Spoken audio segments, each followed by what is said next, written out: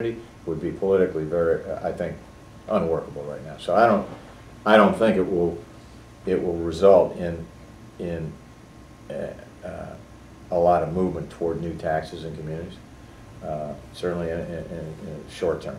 And I don't look at it as, for me, it's a matter of principle. I don't think the state should be telling cities and towns how to raise revenue, but I don't have a backdoor game plan that this is a way to shift the burden to cities and towns and unload the state from its responsibility to support our cities and towns, particularly with education budgets. It's simply not where it's driven from.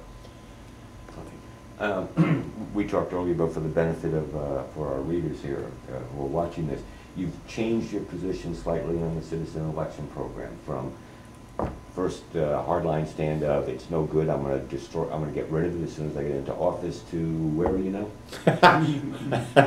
You're pitching a softball to yourself. You want to get some credit for having changed my mind on something, which you sure deserve. But if you give me the time, I'll just run through the logic.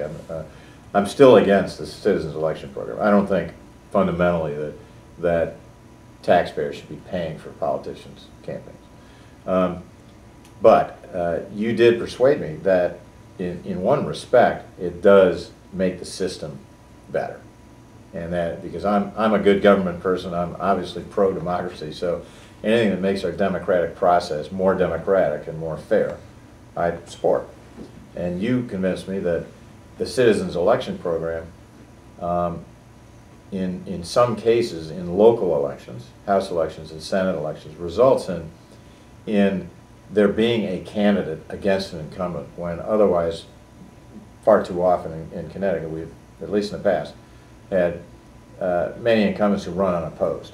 So if the citizens election program results in there actually being a challenger to an incumbent when there wouldn't have been otherwise, I think that improves the quality of the democracy in our state.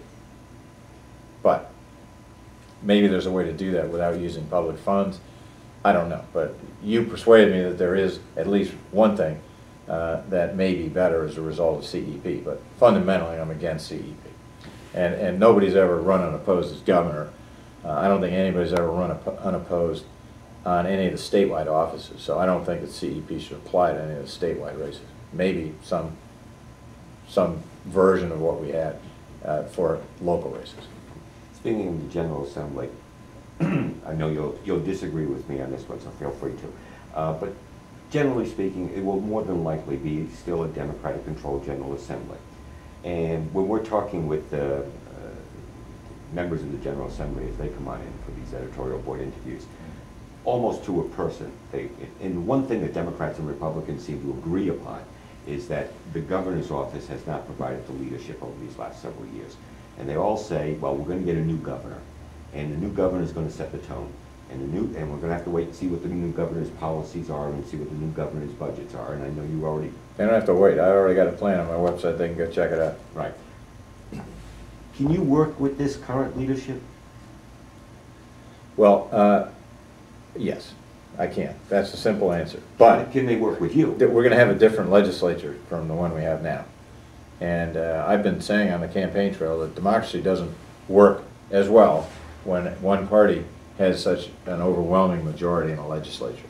Simply doesn't, because the leadership of the majority caucus doesn't have to deal with the moderates in their caucus. So you get extreme positions, and that's what we have. We have Chris Donovan, who's the Speaker of the House, and he's a former union organizer and negotiator, I understand. I'm not sure that's correct, but I've been told that. And you know, I think if you look at his record, his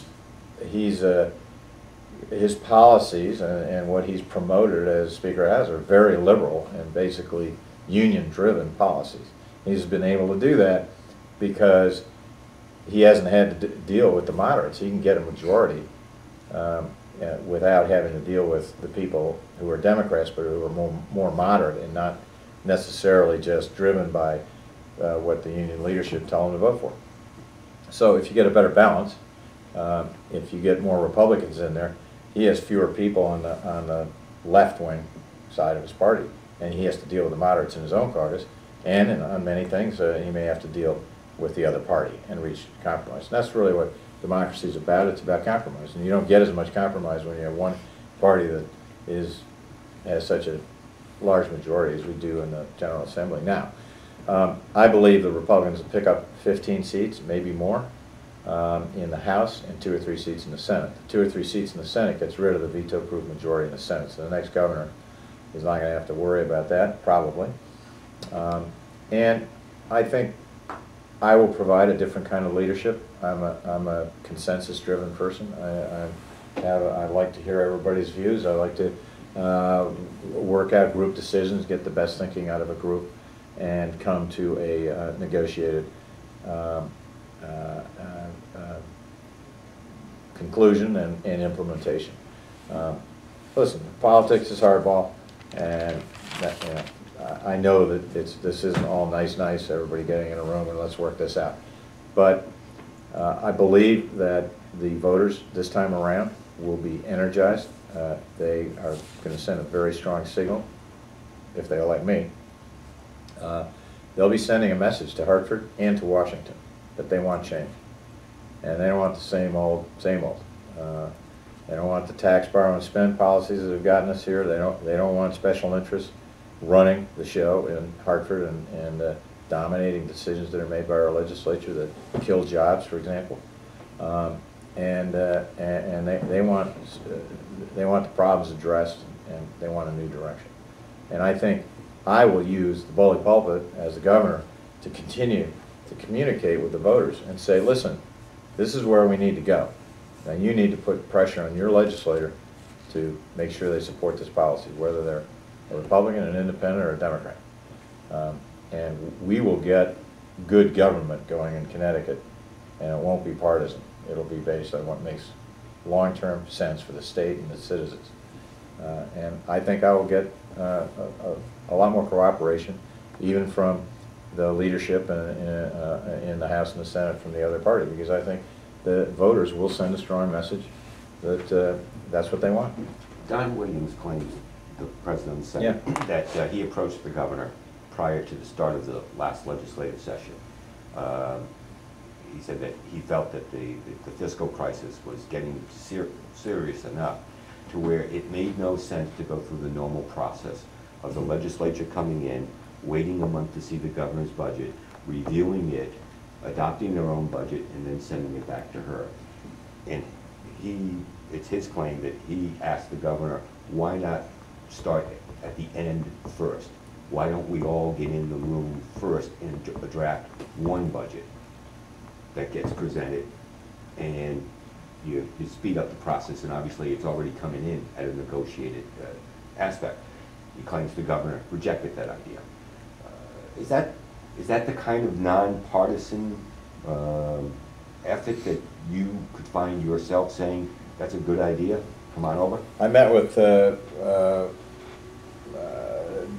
Don 4 or 5 months ago and asked him what did he see as the biggest problems we face, and what does he see as the solutions, and how can we work together. And we had a good conversation. I don't know if what you're saying, I don't know if he called her, I don't know. I don't know if there's something written in the Constitution that says the governor, but if I'm elected, I can promise you that within a few days after being elected, I will be sitting down with Chris Donovan and Don Williams and talking about how we're going to solve Connecticut's problems. You can't not have that conversation if you're serious about solving the state's problems. And I certainly agree that I will have, and the state deserves, a sense of urgency in this next governor about solving these problems. So I'm not all for going through some song and dance if it doesn't actually solve the problem or get it, or it takes longer. And so if there's a way to shortcut the process and meet the fiscal challenges that we face by working with the heads of the majority leaders in the Senate and the House, well, of course I'll do it. You've turned down or rejected several debates here recently where Were you not? I have? No. No? What? Oh. Which ones? I heard that you weren't interested in doing a few debates. That's not true? Well, it depends on what you call a debate. I mean, Dan Malloy was saying there are 19 debates. Yes. There aren't 19 debates. I mean, this worked with Ned Lamont, but it's not working with me. I've agreed to 4 televised debates, and that's what I call a debate. If the Chamber of Commerce wants me and Dan Malloy to come and over a breakfast sit there and have a discussion, I don't call that a debate. He's calling that a debate. And I call that a forum. And wherever I have been able to, and it meets my schedule, I've agreed to do forums. We did one on education on Wednesday night, on Tuesday night, excuse me. We did one yesterday on tourism in Hartford. Mm-hmm. And we have several others planned. So, this is a phony debate about debates. It's not. I mean, I think I'm not sure that the citizens of Connecticut want more than 4 televised debates in the gubernatorial race. And if Dan Malloy can't explain what happened in Stanford in 4 televised debates and what he's going to do for Connecticut, it's because his message isn't clear. It's not because there aren't enough debates. How about the tourism conference yesterday? Did you learn anything? I learned that there's a tremendous amount of interest in what the next governor is going to do to support tourism. Both Dan Malloy and I believe that we're not spending enough to promote tourism. The tourism budget for marketing is at $1 a year. Our neighboring states spend considerably more than that, and even, I don't like seeing advertisements from Massachusetts running in Connecticut. They're trying to encourage people to come there, and even the state of Michigan runs ads trying to get people in Connecticut to come to Michigan. So we should be spending more. Tourism is about 6.5% of our state GDP. It's a lot of jobs. So we need to support it, and I think the governor can do that in a number of ways. But first and foremost, we need to restore funding to promoting tourism. What's happened, and it's happened in a lot of other areas, is the General Assembly has redirected funds that were meant to be committed for specific purposes, education, transportation, and tourism, to feed all the special interests at the feeding trough through the general fund. And so the occupancy tax has been diverted. It was supposed to go into promoting tourism, or a portion of it anyway, and it's been diverted to the general fund. I want to restore the integrity of those dedicated sources of revenue for the funds for which they're intended. One of them is tourism. One of the complaints you'll hear out here in Eastern Connecticut is promoting obviously is important. People are angry about the $1 for promotion, but the other complaint that you'll hear a lot about is that the state enjoys the results of tourism, the revenue that's generated from it, but the state never makes any investments. It's not reinvestment, yeah. Well, that's what I'm saying, yeah. Well, not just in promotion. We're talking in transportation, infrastructure, Yeah. etc. You haven't committed to any dollar amount as far as what you'll be able to do in terms of tourism. But where's your commitment towards that investment beyond just the promotion? Well, it isn't many things that the next governor will do for the state, for example, in transportation, will help promote tourism. But it's not a dedicated part of a tourism budget. If you're No, it isn't. if you're building better roads or better rail access or well, that's the example I'm going to give you is rail here. We finally got Shoreline East to come across the Connecticut River and stop at New London. There's 10 trains right now. Early morning, late evening. No afternoon train, no weekend service. And people are saying, that doesn't make a lot of sense, particularly at the height of the tourism season.